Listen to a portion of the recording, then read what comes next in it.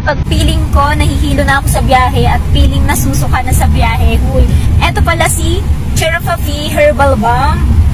Mabango yung amoy niya, guys. Amoy mint, amoy relaxing. So, ganito lang yung ginagawa ko, guys. Na-apply ko lang siya dito sa nose ko. Uy, diba? Ang likod. Ina-apply ko lang siya dito sa nose ko and ang bango kasi nito, nakaka-relax yung amoy niya, amoy mint. Ayan, ilagay mo lang sa nose mo para feeling mo marerelax ka. Lalo na kapag sukang-suka ka na or hilong-hilo ka na sa biyahe. Ang kagandahan pa nito kapag meron kang sipot, barado yung ilong mo, amoy-amoyin mo lang to para ma-relax ka. And kapag masakit yung ulo mo, ilagay mo lang siya dito sa sentido mo, makaka-relax siya. Kapag feeling mo stress ka or tension, ayun guys, katulad ngayon, babiyahin na naman ng Buleng-leng, kailangan talaga, laging baon to sa Cherafafie Herbal Balm. O, kung kailangan mo nito, kung lagi ka nagbabiyahe, hindi nga to hassle dalhin kasi maliit lang to and para lang siyang lipstick.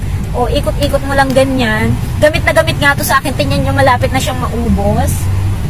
Dahil gamit na gamit nga to kay Buleng, lalo na kapag nagbabiyahe, feeling na susuka, feeling nahihilo, may ubo at sipon. So, yun lang po. Kung kailangan nyo nito, ilalagay ko na nga lang kung ang link sa comment section o di kaya naman ho ay sa yellow basket. Yun lang po. Thank you for watching. Kuting-ting. Bye!